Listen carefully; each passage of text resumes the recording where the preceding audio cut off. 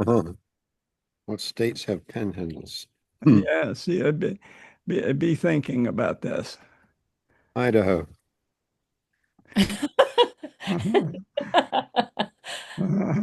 Okay, we'll start with the easy ones. Um, what states have panhandles? Explicitly, Oklahoma, but then you kind of get a blunt panhandle of Texas, right? Um, Florida's got a panhandle, but most importantly, Alaska has a panhandle.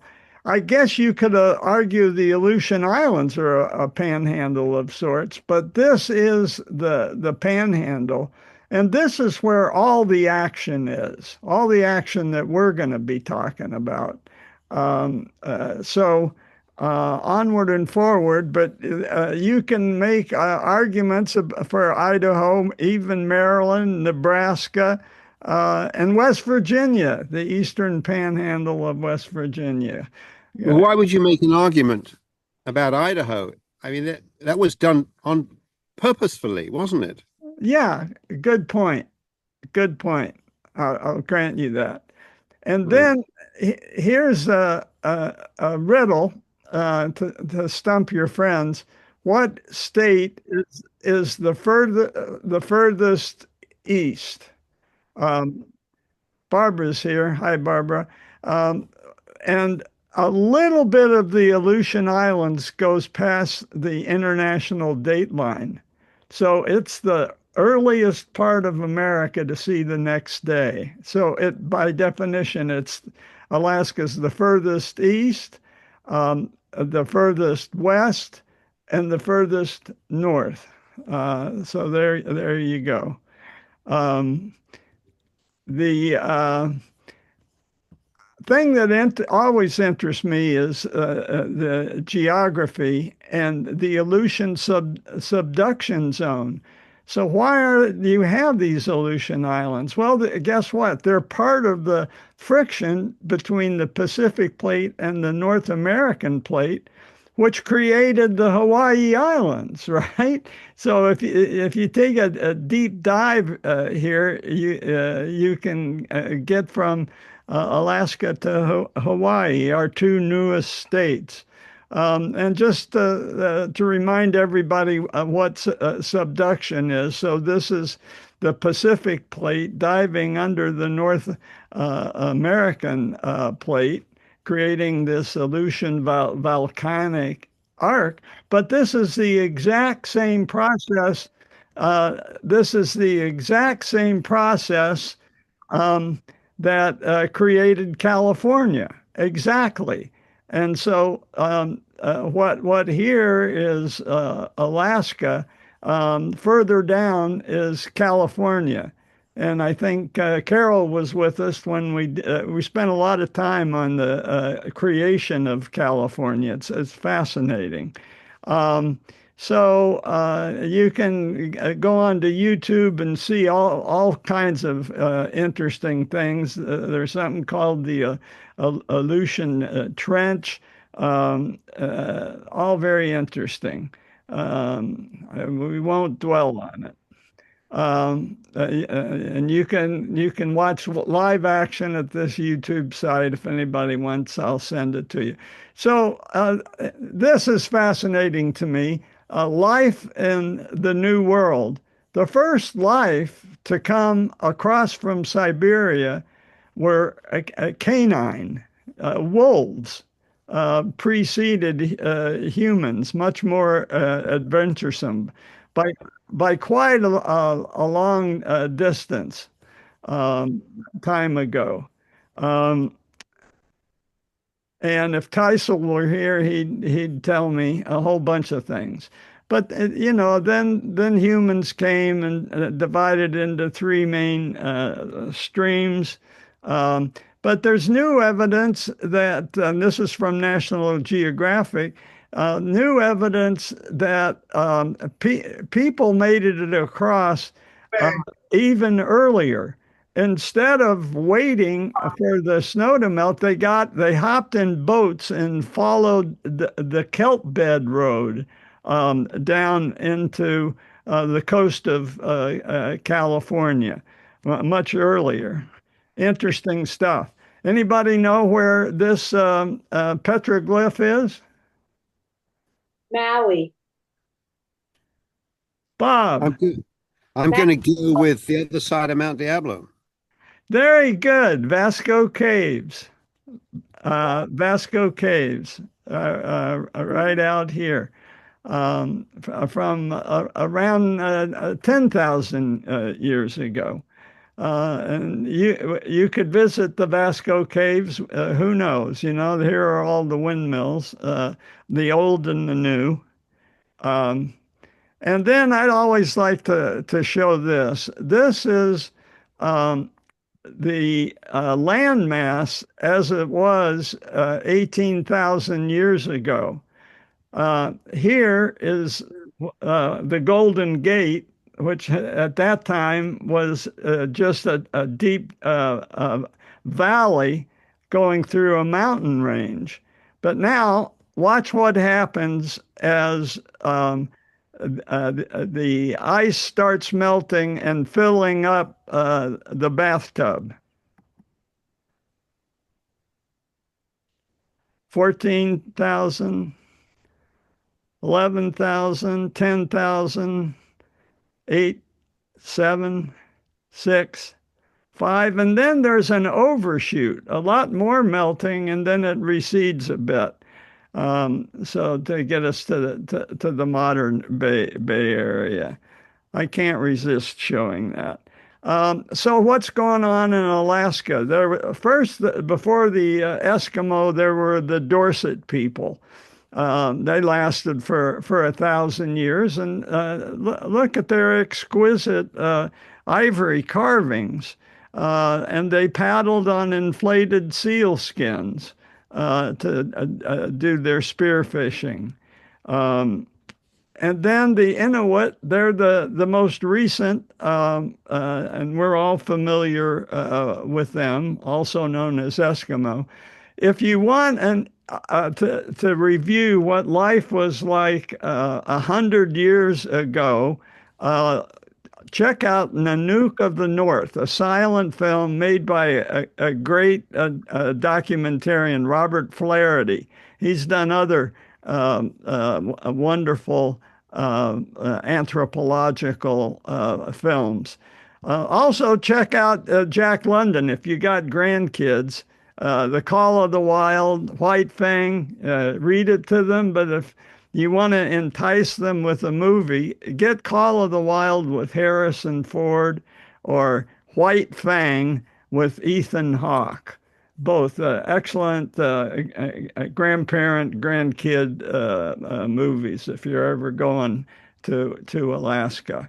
So what if all the Inuits of the world joined hands? So we've got Inuits in Alaska, we've got Inuits in Canada, we've got Inuits in Greenland, as we know, and we've got Russian Inuits. And if they all joined hands, they could form a political entity of 125,000, with Canada contributing the most. And there is a political organization, the Inuit Circumpolar Council, which meets periodically.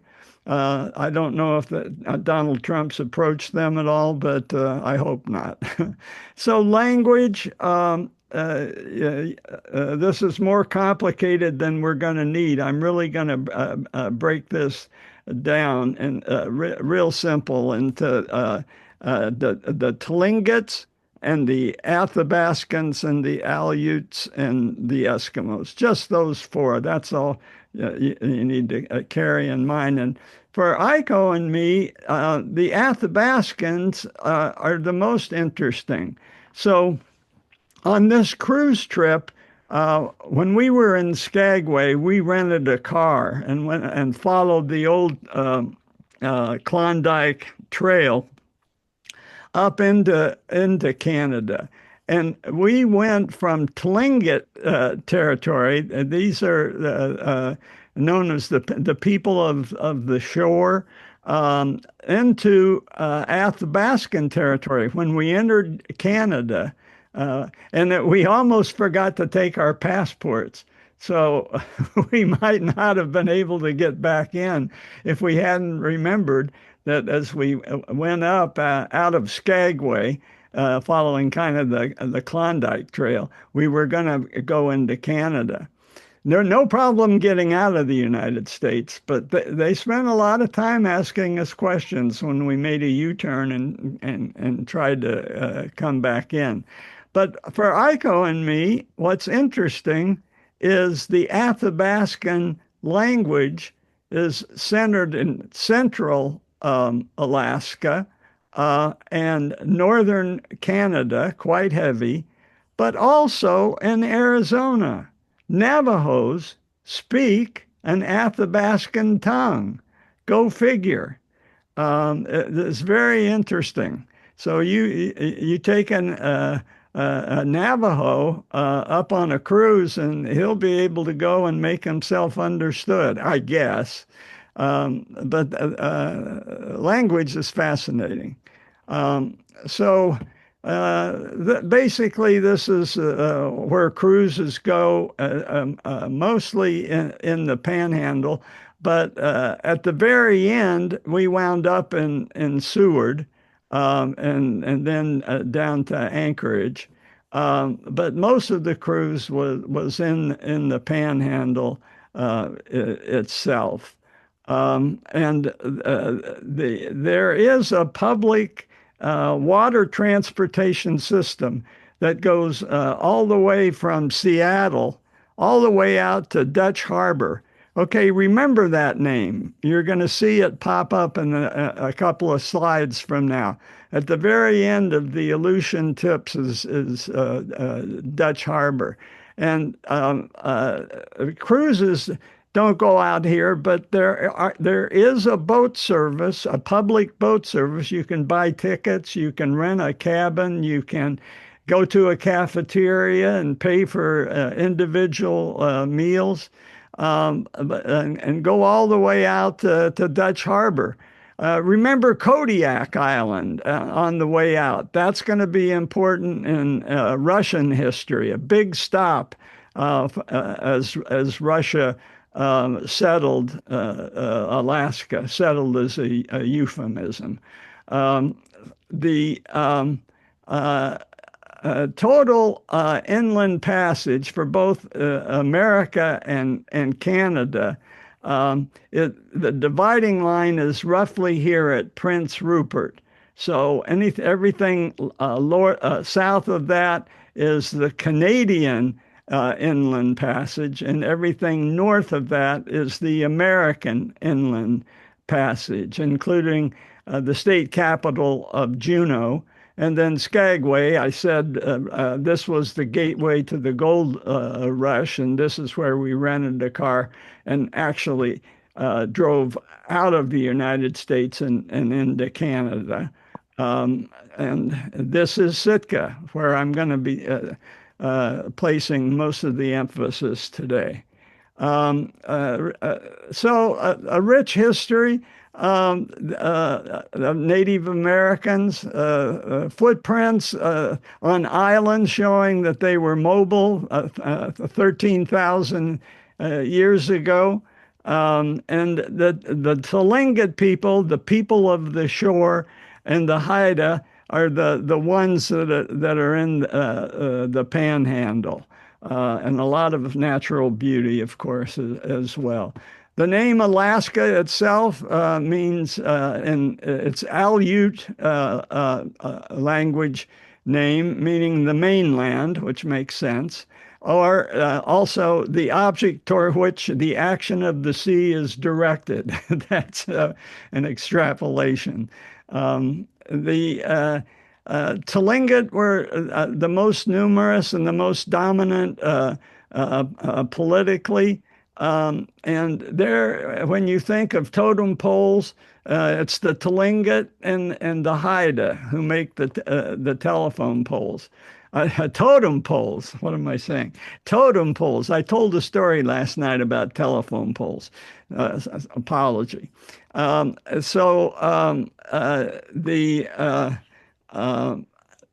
key of the totem pole is whoever's carved on the top is it's kind of a trophy.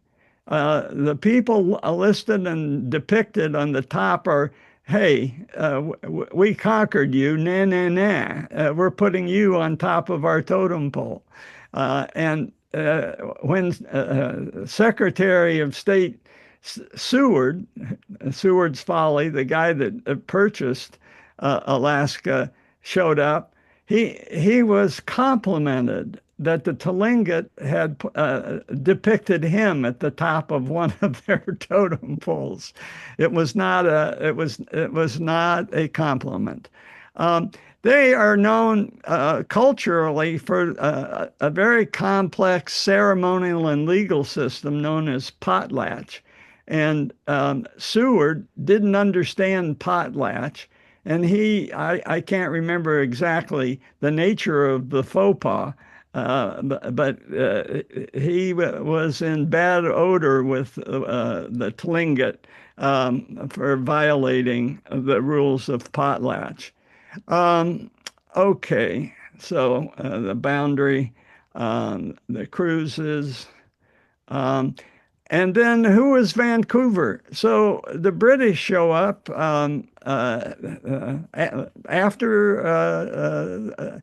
Actually, they show up in the Inland Passage a few years before the Russians, just a few years. The Russians are on Kodiak Island much before. They've already been on Kodiak Island for 50 years. So the Russians are getting acquainted with the Panhandle before then. But Vancouver beats them to Sitka in the Inland Passage by just a few years.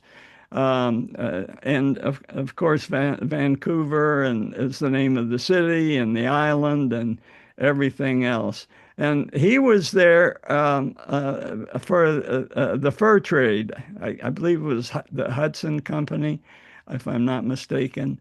And that was the British motivation for seeing what's going on.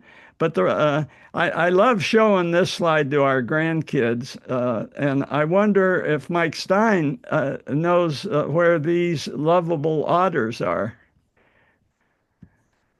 Lafayette Reservoir. Well, they were in Lake Lakewood.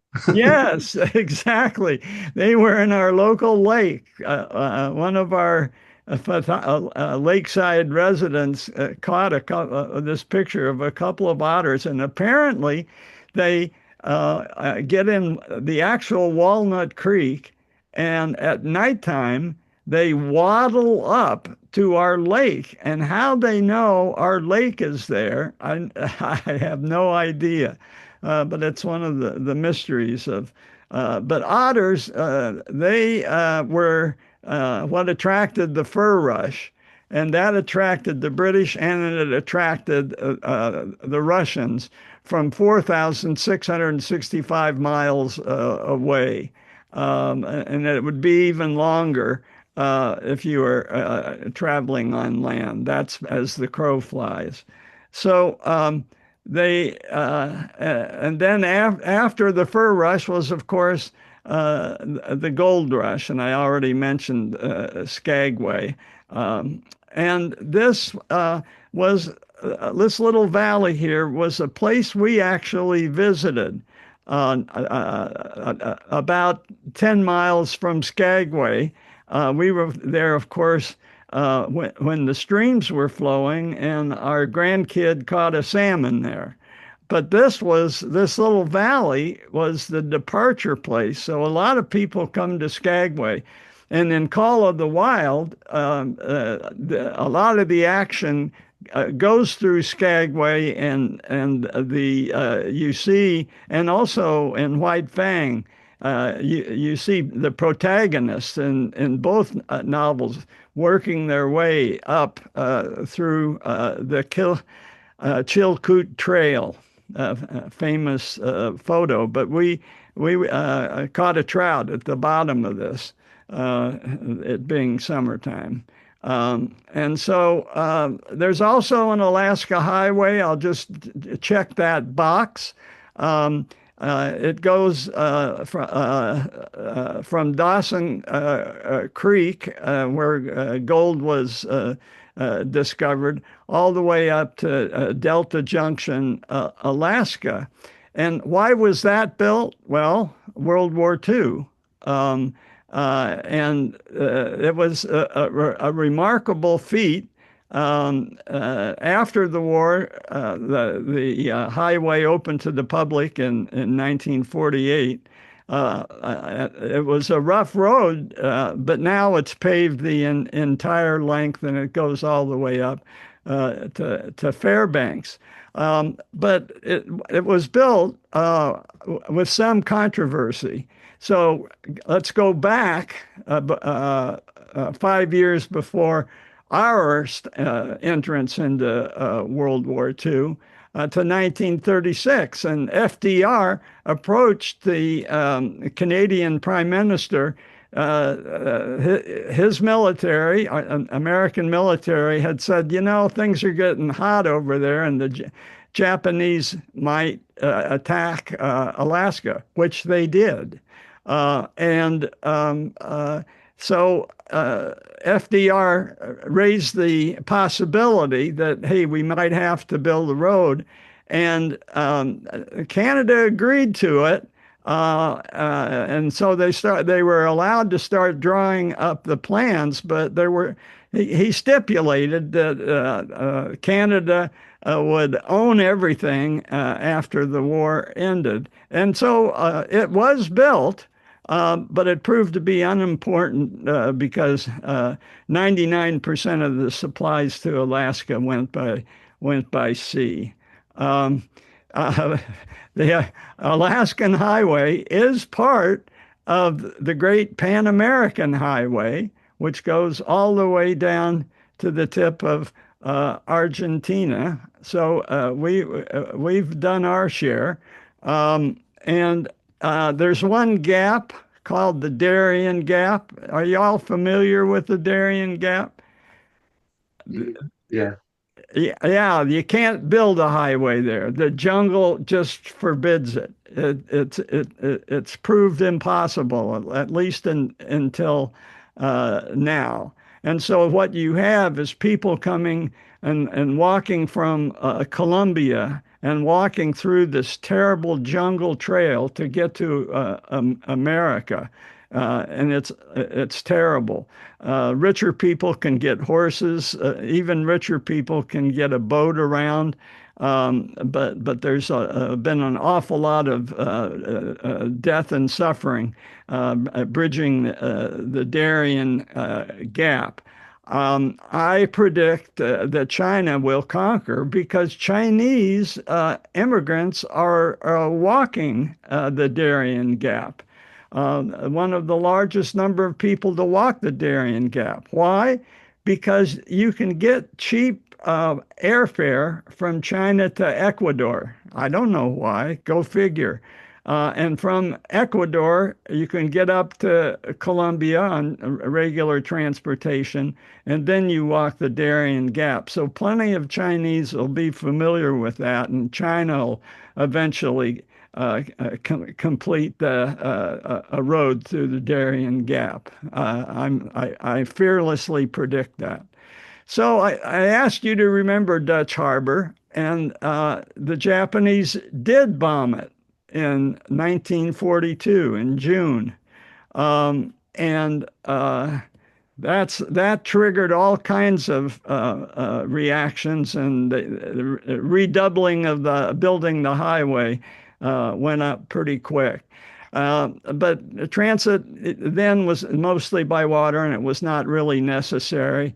And here's a list of all the water traffic. I won't go through that. Coast guards are busy there. When we get back to the history of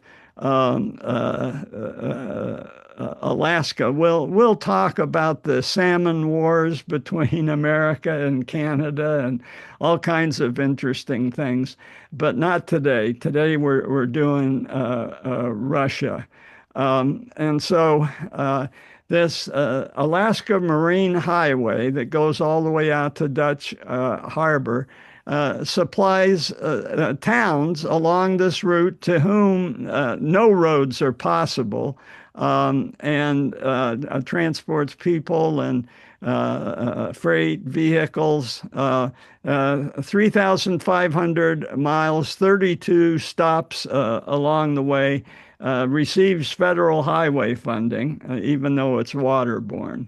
And there's no customs or immigration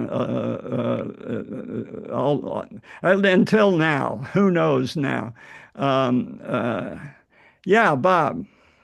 I would just add it's very easy to get to Bellingham. There's a flight which we've taken from Oakland to Bellingham when we went up to Olympic National Park, I think it was, or coming out of it. Yes. Nice little airport. Well, that's good to know. That's good to know. The next time we needed to stop in Portland on the way, so we wouldn't have taken it. But our cruise started from Vancouver.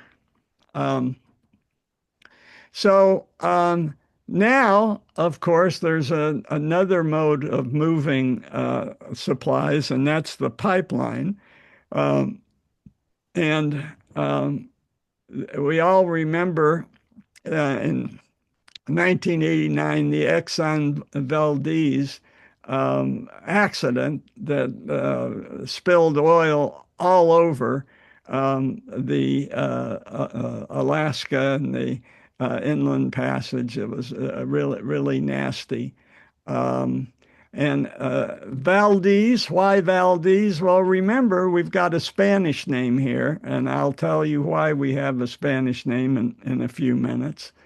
And also, we hear about the Arctic National Wildlife Refuge, which is awfully close to Prudhoe Bay and the oil and the pipeline. And so we have some conflicts.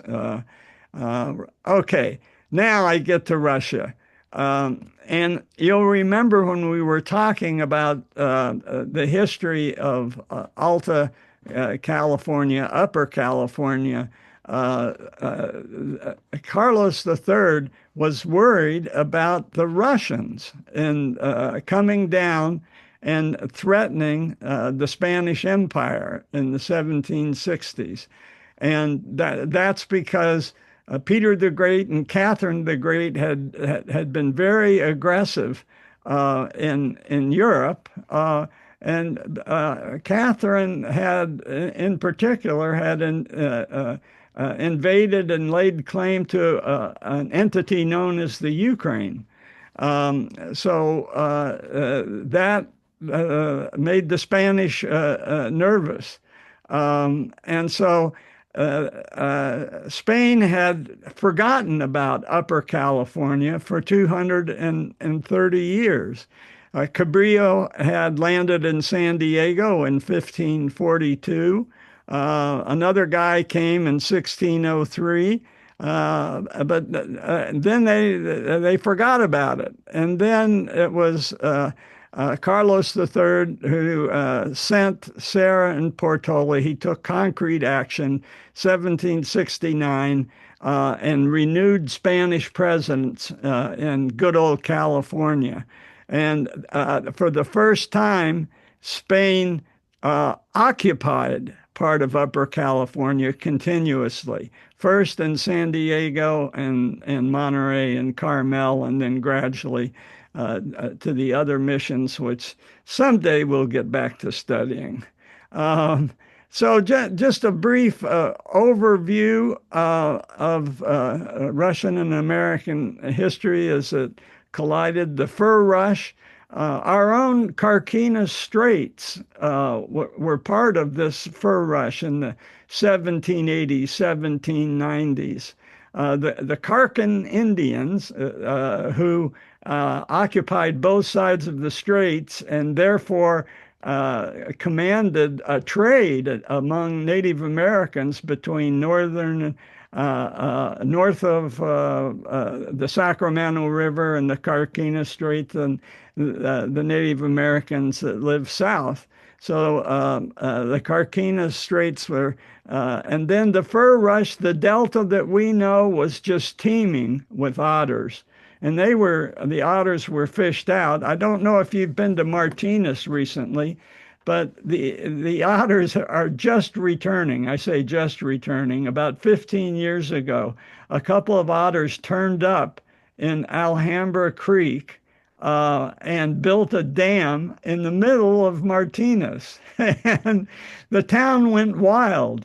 There are murals. It's otter mania in Martinez. It's quite cute. And then Vitus Bering, a Dane in the service to Russia, he culminates the natural evolution of Russian interest in fur because they have all that northern land and a lot of animals with thick fur, and China really wanted fur. Yeah, Michael. Wasn't it beavers, not otters, in Martinez? I think you're right. I think you may be right. Well, otters don't build dams. I'm not gonna, I think you're probably right. Let's put it this way, a fur-bearing animal that was part of the fur rush. Thank you.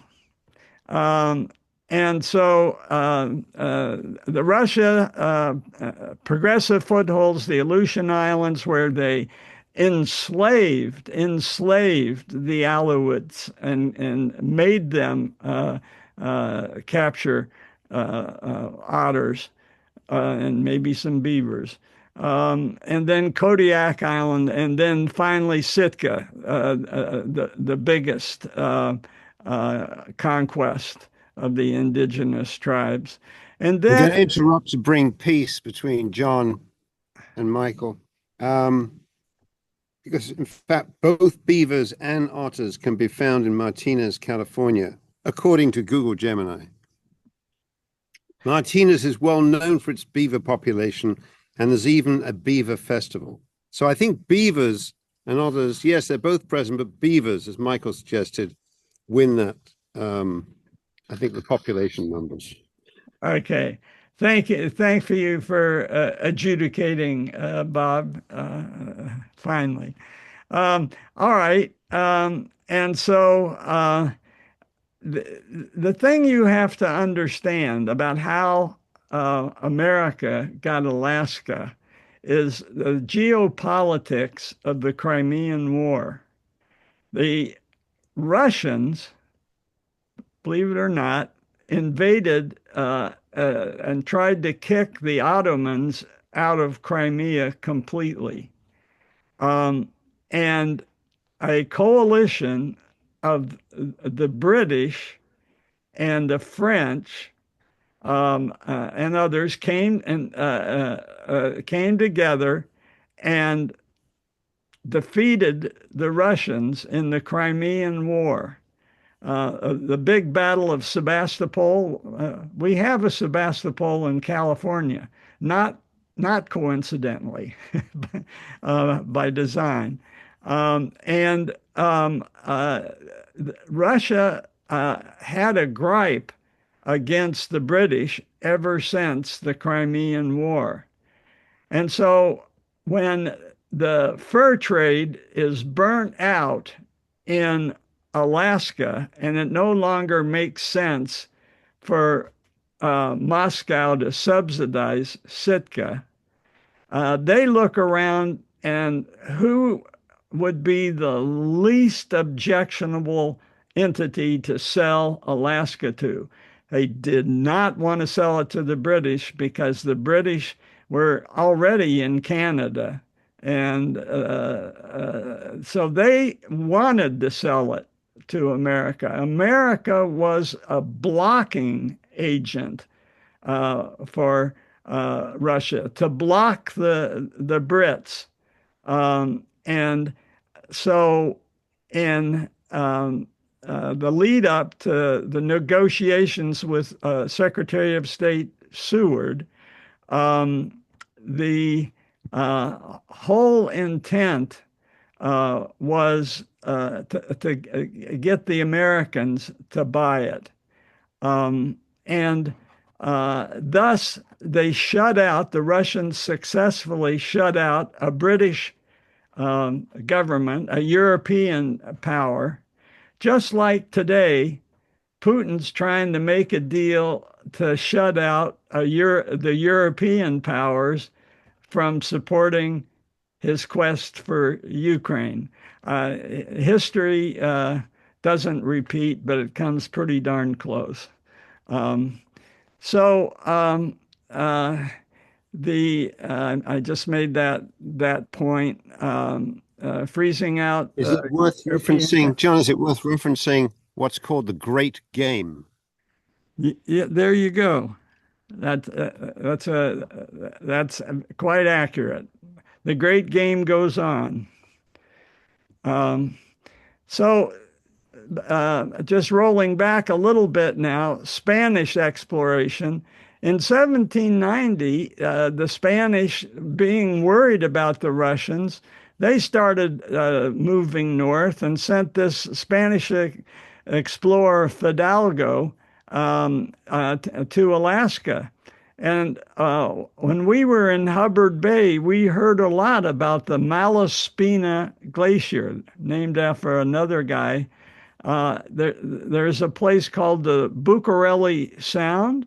Bucareli was the viceroy to Spanish Mexico, who answered to Carlos III and activated Junipero Serra's and journey to Upper California. So Bucareli was a well-known Spanish viceroy to Mexico. And Russia itself, they were always interested in their north, where they could find animals with very thick fur, and the demand was coming from China. There was a lot of profit to be made getting fur from the north to China. And the Chinese did not want to deal directly with Russians, who they thought were uncouth. And that left an opportunity for American entrepreneurs to buy furs and ship them to Russia. And many millionaires were made in America by selling furs, as indirectly from the Russians to the Chinese. So there was a huge incentive for the Russians to get from the civilization, the seat of their civilization, all the way to the Pacific. And it was the greed for fur in the northern clime that got them. And you can see that the center of Kievan, Russia, was close to Ukraine. That's why Putin's argument that Russia's birthplace was Ukraine. It's certainly correct. And The problem with getting for Europeans to get across to the Pacific was there were already a lot of Turkic people there and a lot of Mongolian people there. It was not easy for them to get all the way from the Black Sea to the Pacific. So it took stalwart men, and the seed people, of course, were the Danish, yet again, Bob, the Vikings. The Vikings came down the waterways from the Baltic down to the Kiev, where they set up their first state, and then on to the Black Sea, and then on to their real goal, Constantinople, where there was a lot of treasure. Yeah, Mike. Oh, Mike left, and he's coming back in. I wonder why he left.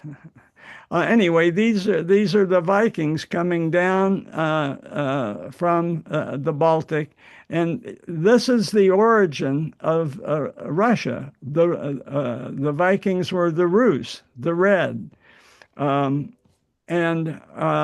finally, the Russians are conquered by the Mongols. The Golden Horde rules Russia for 2 centuries, and then finally the Ivans tell the Mongol deputies, "Hey, we're not going to pay tribute anymore. Get out of here. You're no longer our superiors," and off they go. And once they are determined to go, they get to the Pacific less than 100 years to the Pacific. It's quite astounding. And Ivan the Terrible, and then they have their Daniel Boone, a guy named Yermak, and he organizes the Cossacks. And the Cossacks, where are they from? They're from the kind of the swamplands in the south of Ukraine, south of the Volga, and the Caspian Sea, and they become the Wild West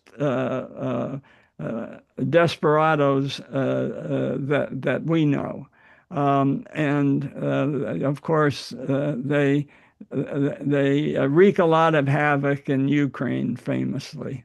And then the reward is a lot of foreign goods, silks from China, very successful. But the Turks don't make it easy, and they fight back against the Russians. It's not an easy fight to get to the Pacific. Here's Yermak. And so this is a timeline, and the red part is kind of the era that we're interested in. The red is the addition, and this shows them getting all the way to the Pacific. And then there's a wonderful movie called Dersu Kurosawa movie about Russians working with Mongol fur trappers, Dersu Kurosawa. So here is Vitus Bering, right on schedule, and he is in service to Moscow. He gets out on the Kamchatka Peninsula and surveys the situation. He organizes a couple of expeditions in this area. Peter the Great got the ball rolling in 1724. So, and as he goes on, he he names places according to the saints on the Orthodox Christian calendar. And this is his first and second expedition. So it's the second expedition that gets him to Kodiak Island here. And close enough to hear about the inland passage.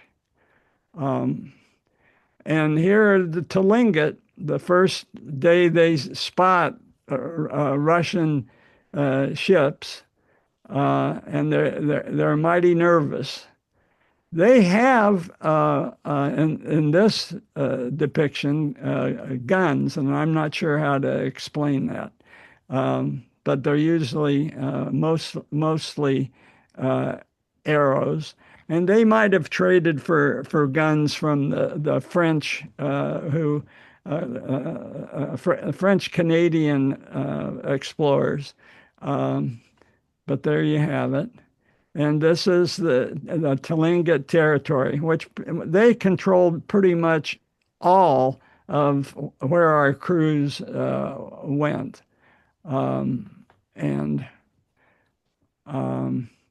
This is one of Bering's boats, and this is one of the Tlingit canoes that would have first spotted a Bering boat.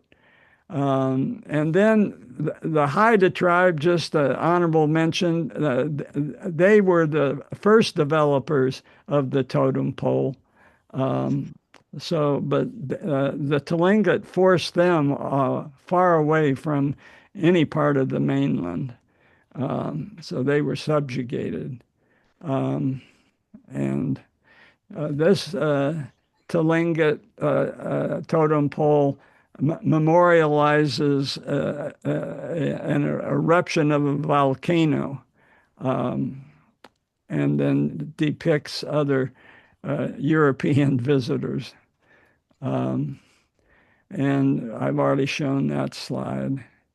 Another Tlingit totem pole. Tlingit girls, nose rings. This is in 1900, so a lot has happened. The sea wolf, part of their folklore, baskets. And then a Tlingit funeral, also a Russian drawing of a Tlingit funeral, typical lodge. And a potlatch, I mentioned already, this is a potlatch bowl, part of this potlatch complex ceremonial legal system that Seward botched. Is there a connection between a potlatch and a potluck? I don't know. Could be. Pretty close, huh? Could be. There is the idea of an exchange, right? But that's a good thought. I'll write that down. So Russia has been on Kodiak Island for a long time. Bering explored, and the first time one of their explorers finds this beautiful harbor in Sitka. And Russia, they think they've negotiated a deal where they can build a foothold in the inland sea. And Sitka would be a great base for the inland sea. And they built this 6 miles from the Tlingit village, so they thought, no problem. But then this guy, Baranov, he's the prime mover, and he's just an ordinary guy. He is a rags to riches guy. He has no connections, but just by grit and ability, he moves to the top of the echelon on Kodiak Island. He marries a local native.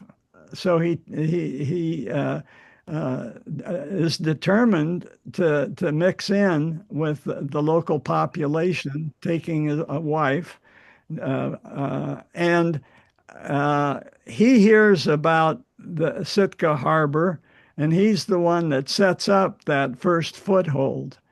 But yeah, Carol. So a potlatch, if I'm remembering correctly, it's indigenous native peoples up in that area, and it's a redistribution of wealth because the wealthy person who hosts the potlatch is supposed to give away all of his wealth actually, and he distributes it to all of the people that he's supposedly ruling over. So he actually, it's a complete redistribution of wealth. And so I think they mostly impoverished themselves, and so it just completely. But it was a point of pride also. You had to give you had to give a lot of stuff away. Whereas a potluck is everybody just brings everything and shares it. Okay, that's an interesting point, huh? Okay, thank you, Carol. Thank you. Well, in 1802, the Tlingit are getting cold feet. If they allowed the Russians to settle, they've changed their minds, and there's some chance they never allowed them to settle. So there's a couple of battles. Now there's real suffering and death and casualties in two battles. The first battle, the Spanish. I'm sorry. The first battle, the Russians are massacred, and Baranov returns in 1804 with his ships and with native Alaskans that he's recruited to come and fight the Tlingit.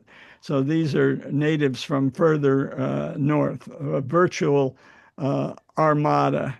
And Baranov wins the second battle and establishes what's called the Russian-American Company. This is also known as the Battle of Sitka. And he sets up, this is the first massacre. This is a bigger picture of the return of a war party led by Baranov. And so the Russians build a fort and reinforce it. The Tlingits retreat to their little village up here. The Russians discover that they can't make it on their own without Native American help. They can't make a living, so they are getting desperate, and this is a poster just summarizes how hard it was for the Tlingit, but how hard it was for the Russians. And eventually they come to an understanding.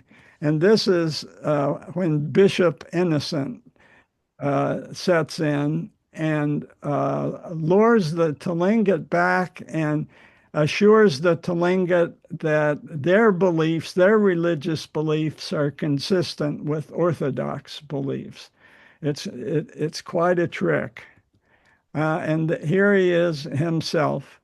And here's the story of his progress from Sitka to Bishop of all of Alaska to Bishop of Moscow.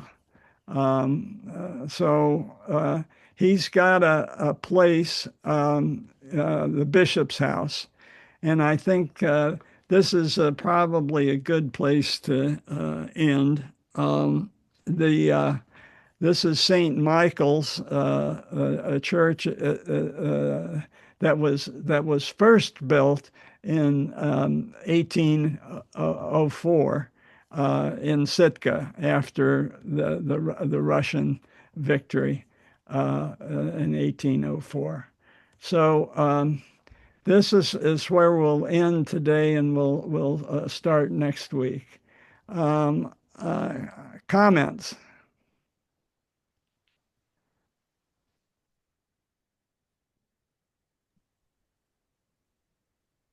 Who drew up those borders between Canada and Alaska? Was that the Russians or the Canadians or? No, it's the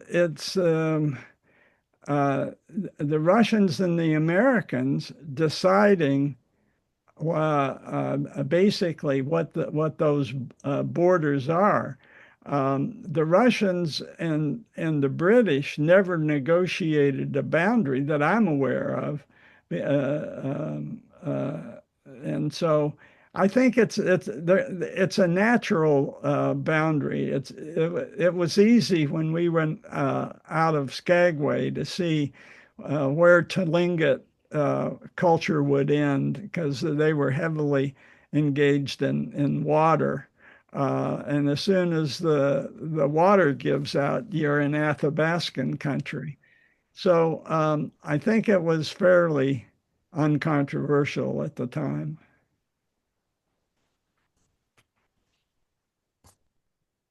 Other questions? Well, did you know or find out anything about the relationship between like the Athabascans and the Tlingit or the Haida? Are they like? Well, the Tlingit conquered the Haida and banished them to those islands offshore. So the Haida are purely insular. The Tlingit, their dominion extended much further north and south, and were anchored to the shore. Of course, the inland sea, inland passage has tons of islands, so I'm sure there were other Native Americans that escaped offshore. The Athabascans are culturally different. I think they're not water people. I think they're like Navajos. They're inland. I think that's the primary difference, and I think the boundaries are fairly natural. I didn't encounter any stories of big battles between Tlingits and Athabascans. Yeah, Michael. Maybe I missed it, but where are Putin and Trump meeting? To be determined. I've been looking every day and wondering if it'll be Sitka. I doubt it. I think that would overwhelm the infrastructure of Sitka. It'll probably be in Anchorage, which is not very inviting, I'd say. It might be in Seward. Seward might be able to pull it off. Um, so it'll definitely not be in Fairbanks. I think that today, or yesterday or today, Trump said he was meeting him in Russia. No. But maybe he's given Alaska to Russia. He'd give it back. Yeah, I'll give you Alaska for part of Ukraine. There Yeah, you go. can I give you one little interesting tidbit about Alaska? Yes. I mean, this is from aviation history, which I just happened to read. When the Japanese had invaded or bombed Dutch Harbor, one of their famous airplanes, the Zero, one of them crash landed on, I forget, maybe one of the islands, and was recovered.